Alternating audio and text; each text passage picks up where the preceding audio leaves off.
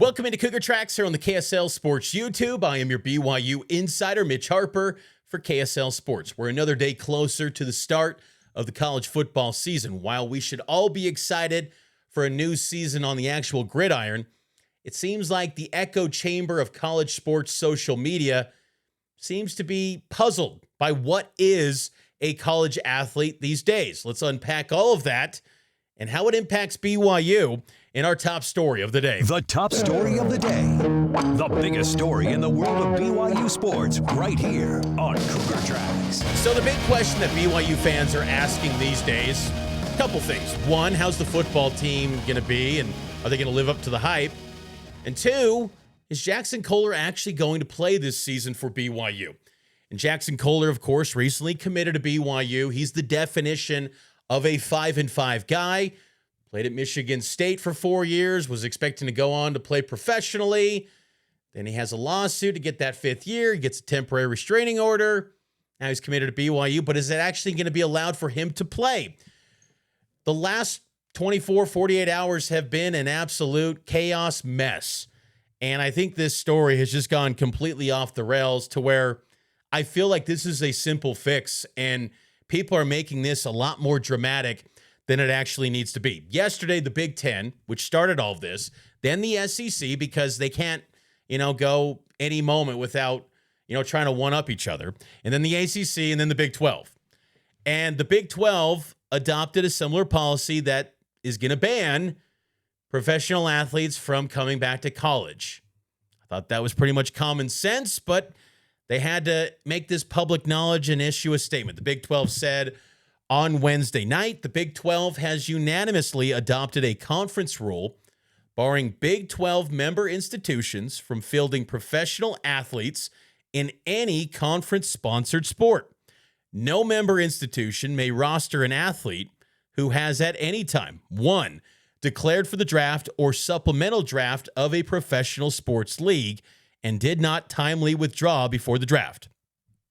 2, been listed on the roster of a professional sports league, or 3, signed a contract with any professional sports league to provide athletic services. This rule will apply independently of the status of NCAA eligibility determinations. A little bit confusing, needed some follow-up. We're getting a little more clarity. So I reached out directly to the Big 12, and I've gotten to work with the Big 12. They're really good to me, and they're great. I really enjoy covering the conference. So I reached out to the Big 12 directly, point blank, asking about summer league players and also NFL training camp guys. Because, again, that's the crux of the issue here. We're not talking about NFL veterans. We're not talking about NBA veterans. We're not even talking about NBA rookies like an AJ DeBonsa suddenly trying to come back to college basketball. We're talking about guys that are on the fringes, that didn't have clear communication given to them and all of their options presented in front of them. And we'll lay out the timeline here momentarily. But I asked the Big 12, how does these rules apply to guys that played in only the summer league or an NFL training camp? The Big 12 told me the following. They are still eligible if the player was undrafted. So that's 1. And no contract signed. That's 2. So in the case of Jaxon Kohler, when Cougar fans are asking, can he play this season still?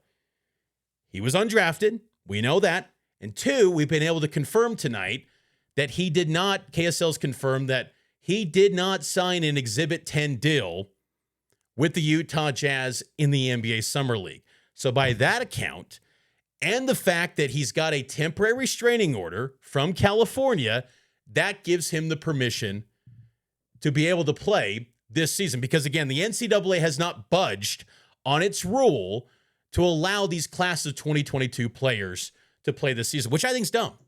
I think they should have been allowed to get this year, because we've been hearing about 5-5 potentially happening for definitely since last winter. I mean, I remember last year around the holidays thinking there could be, the 5-5 deal last November, and it was kind of rumor mill and bubbling up, and there was talks even at the spring meetings in 2025 about the possibility of extending eligibility. So it's not like this was just something created out of thin air. There was enough time to tell these class of 2022 athletes, hey, if you want to come back for a fifth year, you can. But if you do declare for the NBA, you're done. You're moving on. Here's the timeline of everything. So to kind of understand all the key events for all this Jaxon Kohler stuff, because if you haven't been following this closely, and I don't expect you to, because a lot of it is just boring courtroom stuff, and it's hard to keep up. There's a lot of fast-paced things with this. Here's a handy graphic. I've put together this timeline. So Jaxon Kohler was in his true senior season this past year, 2025-2026 season, excuse me. So on March 27th of 2026, he and the Michigan State Spartans lost to UConn in the NCAA Tournament Sweet 16. And that moment when he lost that game, it was assumed by everyone because of the information at that point that his career was done. His college eligibility is done. And at no point had the NCAA, even though the rumors were building that maybe there'd be 5-5, and some guys were proactive and put their name in the portal just in case maybe they would get a fifth year. But for guys like Kohler, who just thought it's over, I'm a Michigan State man through and through. I'm moving on to the next chapter, which is pro basketball, because there's not another year left. So that's March 27th. June 23rd, two key moments happen. One, the NBA draft happens, and that same day, the NCAA approves the 5-year age-based eligibility. Class of 2022 was not included. It's interesting that timing that they created there on the NBA draft day to basically go into that event, and guys like Jaxon Kohler, who were not part of the NBA draft combine, their world probably gets kind of turned upside down thinking, and these guys got a fifth year. Why didn't we get that opportunity? But yet at the same time, they're probably trying to go all in on the NBA, because the moment that NBA draft ends, they want to get a Exhibit 10 deal. They want to get some opportunity in a summer league, at a camp, to go pursue the next chapter. Because ultimately, as good as college basketball is these days, because guys can make a lot of money now, and this past few years, even though this class was impacted by COVID, they did have the benefit of the doubt of the heyday, if you will, of NIL and rev share and all these different levels to NIL. Still, at the same time, you want to be in the highest level of your sport. And the highest level of basketball is the NBA. The highest level of football is the NFL. You want to be in those worlds. You don't want to be in college. You want to have security in those professional ranks if you can get it. But if you can't get it and you're on the margins and you're probably a guy that's going to get cut in a matter of days and weeks, you want to get more security and extend your career as long as you can and your earning power, so college basketball becomes attractive. So June 23rd is when the NCAA approves that. July 4th through the 19th, I point to those dates because that's when the Utah Jazz had summer leagues, and Jaxon Kohler was part of the NBA Summer League with the Utah Jazz. Right before Summer League ended, July 17th, an injunction was filed in California for class of 2022 players, which included Jaxon Kohler, the Glancy versus NCAA case. And that's what he was part of July 17th. So he probably knew, saw the writing on the wall, not going to make the Jazz, not going to really have a spot with this organization. I got to look at my next move. I got to have options because I didn't have options in the winter time given to me. So now I got to kind of do things on the fly and kind of go this unconventional route. And even then, it was probably thought of as a long shot to get this done.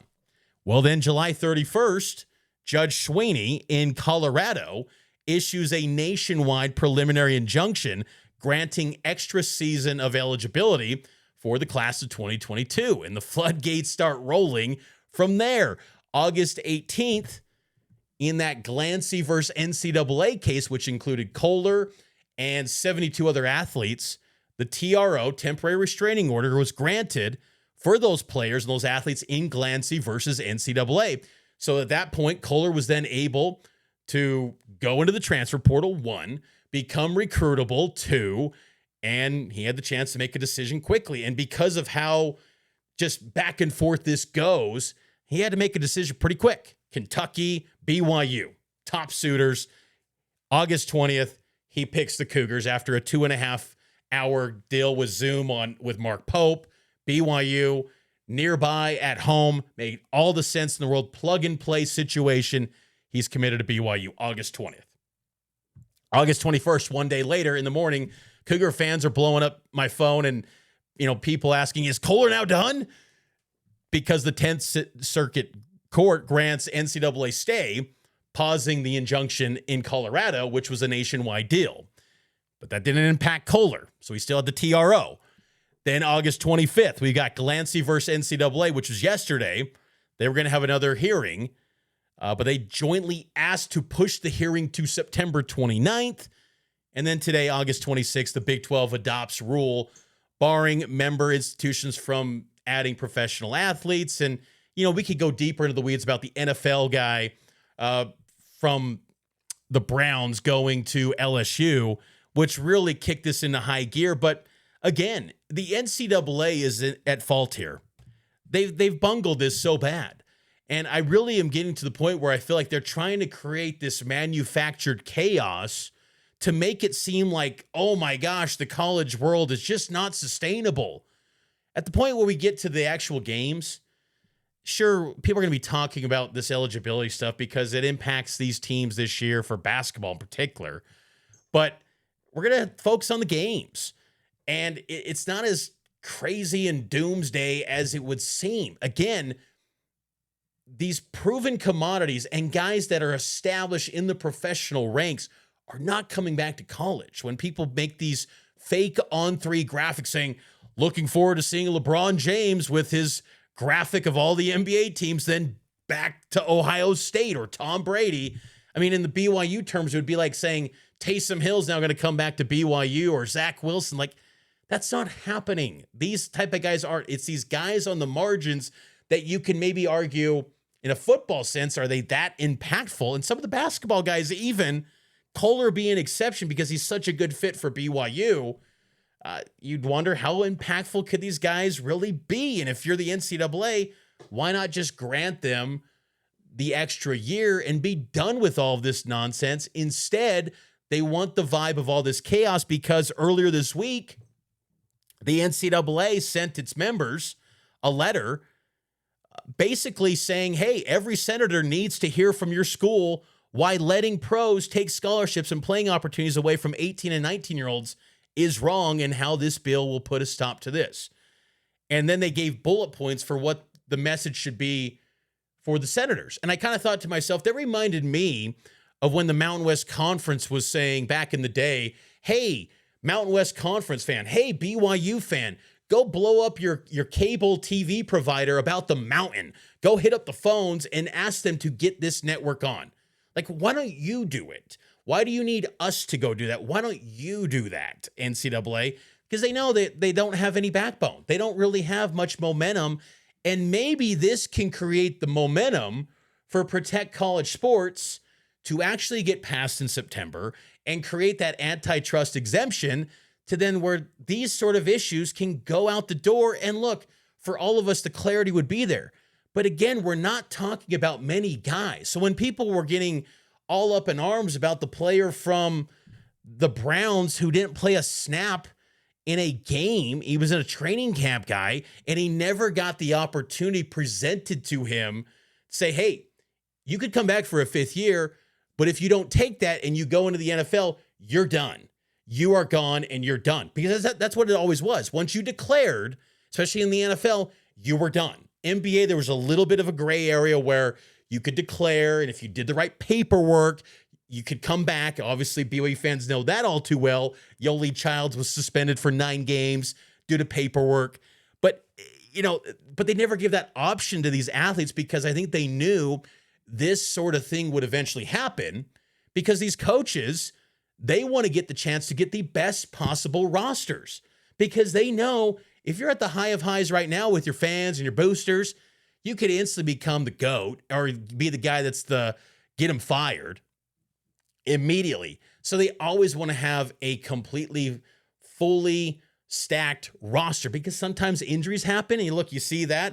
If you're like Texas Tech, Tommy Castellanos, yeah, he's not a great quarterback, but you lost Sorsby. Hammond's coming off an injury.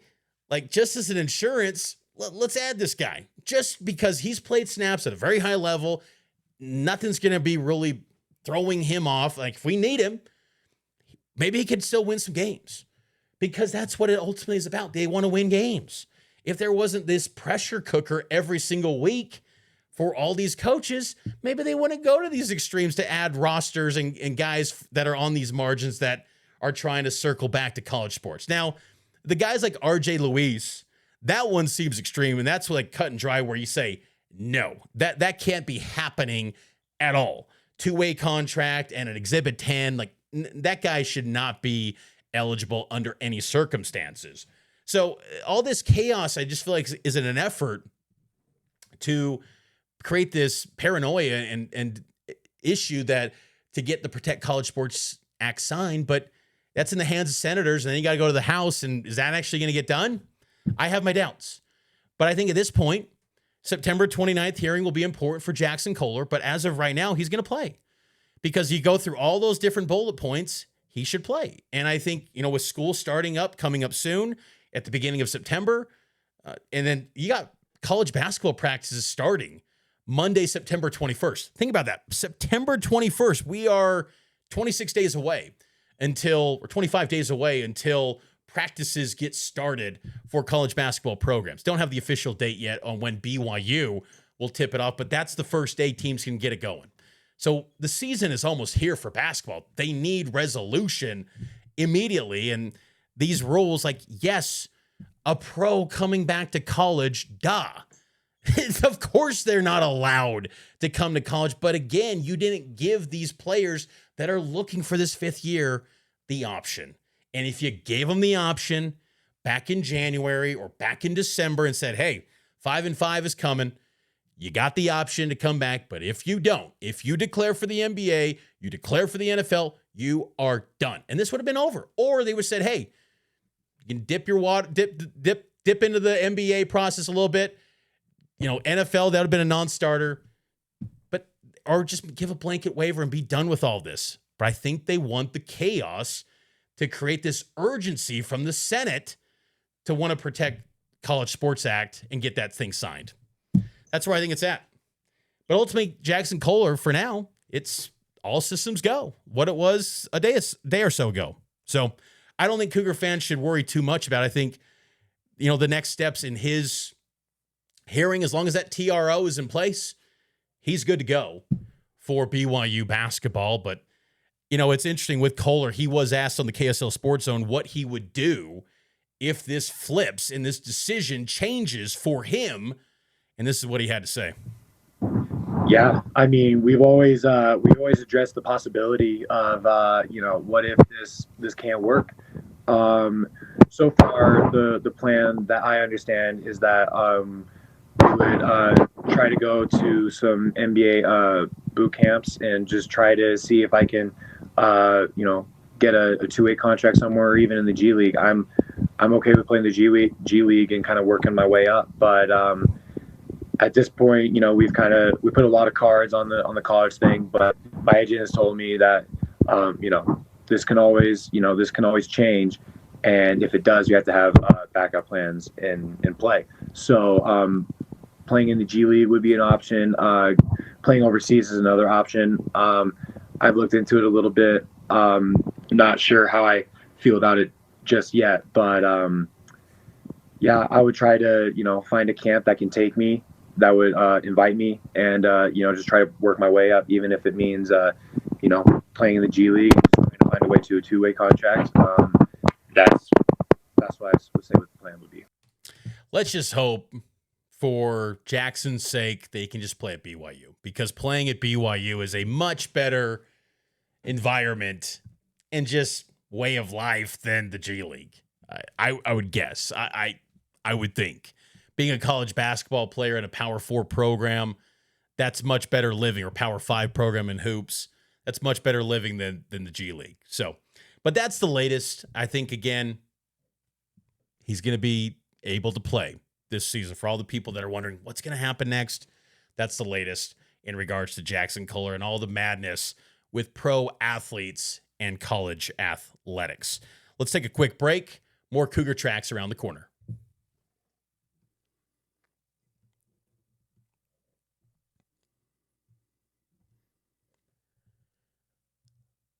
Welcome back into Cougar Tracks here on the KSL Sports YouTube. Every day talking BYU sports here on the KSL Sports YouTube page. And starting on Monday, KSL NewsRadio, the return of Cougar Tracks airing nightly at 6:30 p.m. That returns beginning on Monday night, so stay tuned for that. And also, you can watch this show in the evenings on KSL 5.3. Or if you have Comcast Xfinity, you can watch it on channel 381. So many different ways to watch Cougar Tracks now on YouTube, television. We're just growing this thing. There's going to be some new things rolling out here for Cougar Tracks in the coming days, weeks, with football season kicking off. And I think one of the guys we're going to be talking about a lot this season for BYU football is new wide receiver transfer Kyler Casper. After 4 years with the Oregon Ducks and dealing with multiple foot injuries, Casper, he's ready to roll for this upcoming season at BYU. I had the chance to catch up with him for the first time since he arrived on campus. We started the conversation by myself asking him where he feels like he's improved the most, whether on the field or off the field, since arriving at BYU this past winter. I would say just being a leader, for one. For two, mastering the playbook as much as possible. And for three, just dialing in every little thing I can do off the field to obviously keep me healthy and keep me healthy for number one. So, being a leader, all the young dudes, I'm an older guy now, so, making sure I'm leading all the young dudes in the right direction, getting work in after practice, making sure they're understanding their playbook. Taking care of my body, whether it's doing hyperbaric chambers or getting IVs and just sleeping as much as possible, doing every little thing I can out the field and spending a lot of time, in the playbook, watching film. Even if I feel like, going over the script, like I know everything, still going over it, making sure I'm writing down every play, what the receivers got and all that stuff. So just, taking it very, very seriously and treating it, like a professional. Mastering the playbook and telling, getting teammates up to speed on the playbook. It makes me think of Fesi Sitake's commentary, what he wants his receivers to do. Was that something that he and these coaches on the offensive side challenged you in fall camp to really dial into that playbook? Yeah, for sure. Just being in college for so long, I understand how important that is. And that's obviously every coach is going to reiterate that. And, Fesi has, obviously told us, like, the players that I trust, the players that are going to go out there and do what they're supposed to do, make the plays they need to make, and be where they're supposed to be, run the right routes, blocking the right people and all that. So, obviously, I want to make sure that he trusts me as much as I possibly can. So, I'm doing everything I can do to show him that. Point number 3 that you mentioned earlier was staying healthy. How do you feel coming out of fall camp, just health-wise? Great, man. Better than ever. Honestly, probably the best I felt in all of college. Feet, 100%. So feel good, man. And I'll follow up on that. Was there ever a time in your career when you're recovering and going through multiple recoveries where you're just like, this isn't worth it anymore? Like, I'm moving on or calling it a day? Or did you ever have those thoughts, or was that never kind of entering your mental space where you're always going to push through? Yeah, to be completely honest, no, it didn't enter my head at all. I just, as soon as I found out I needed surgery and on my feet and whatnot, it was just like, all right, I got to get my surgery, and then what I got to do to get back as healthy as possible, so I haven't really thought about that. Football is what I want to do, so I'm going to make sure I do everything I can to make sure I can play football. And being here at BYU, it's been a productive fall camp, I got to imagine. What are people going to learn about this wide receiver unit? Because on the outside, there's been questions, but it seems like this group is coming together nicely in fall camp. What are we going to learn about this team when you guys hit the field in a couple weeks? I think everyone's going to learn we're the best group on the team, to be honest. I think we're one of the best Big 12 receiver corps, best receiver corps in the country, to be honest. I think we got a good squad. Obviously, there's been a lack of production or a bunch of new guys and stuff like that, and it's for injuries that have not helped a lot of us. But we're all healthy now. Everyone's healthy and ready to roll. I think we're going to go out there and do, what we need to do, make the plays. We make the plays left and right all camp. Everyone understands what to do, where to be. I think we all are taking it very seriously. We know the opportunity we have in front of us, and that's from top to bottom. So it's exciting to see during camp, like I said earlier to someone else, like spring ball, obviously you're just rotating in people here and there, but now like we're calling plays for specific people. We got the specific groups in, and we're rolling. Like we've had a real good camp, so I'm excited, man. We got a week and a half to go, and then go show it in LaVille. I know you have a good relationship in the past with Trayson Bourget, the number 2 quarterback here at BYU. What have you done to fast track the chemistry and relationship with Bear Bachmeier? And I got to imagine that some of those play calls that you were noting were dialed up for you from Bear.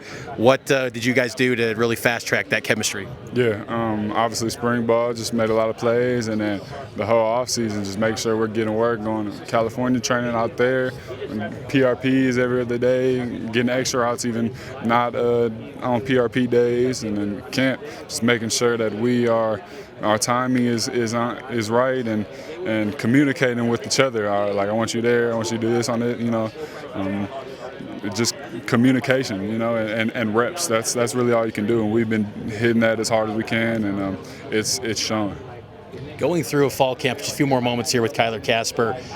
Going through a fall camp here at BYU, maybe how is it different than your experiences at Oregon going through fall camp? Was it maybe more physical, just from your perspective, being part of 2 highly rated programs?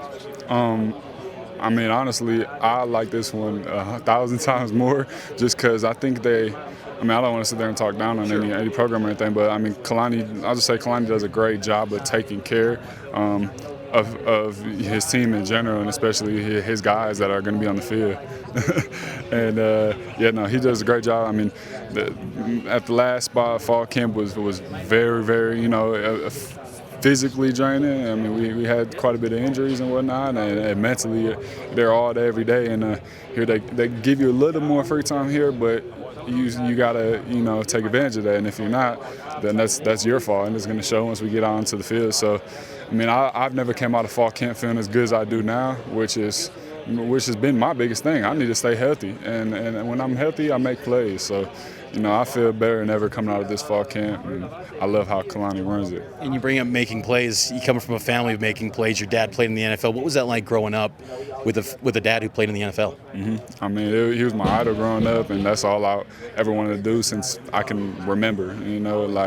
Started playing football when I was 6. He was always my coach growing up.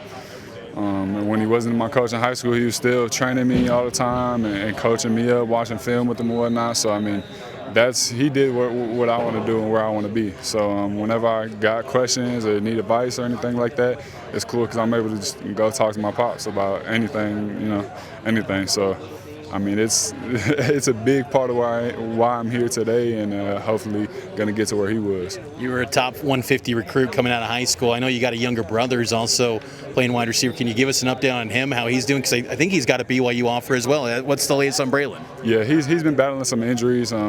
He's been battling a hamstring injury for a while, so he's trying to work through that, and we'll see if he's able to get back and continue. He's kind of 50-50 right now just because he's been battling injuries for quite a while, so it's kind of up in the air right now. Well, Kyler, looking forward to this season. Just maybe, again, the last thing, what do you know about a game day at LaVell Edwards Stadium? What have you been told about it? You've went through some scrimmages, but what have you been told about what it's going to be like with 63,000 fans in there?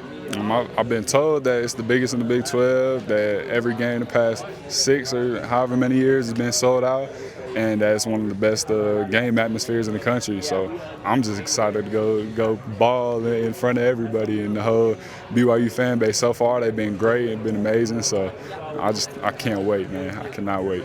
That's BYU wide receiver Kyler Casper. I'm excited for him. I think that he's going to do some really good things for this BYU football program. Big season ahead, I think, is due for him. I wouldn't be shocked if maybe he emerges BYU's wide receiver 1, potentially. I think he's had a really good fall camp, and clearly, as you heard from him, he feels better than he ever has in his college career, and sometimes the best ability is the availability, and he's expected to be available for BYU. Coming up on Thursday on Cougar Tracks, wanted to note College Football 27. They're going to have a roster update for those of you still playing the game like me. A little bit disappointed. They got a roster update finally. I was thinking, they're going to see all the new freshmen, the Pula brothers, Legend Glasgow, Devon Eka. No. Only 9 new guys added to the roster. BYU's only got 65 licensed guys on the roster.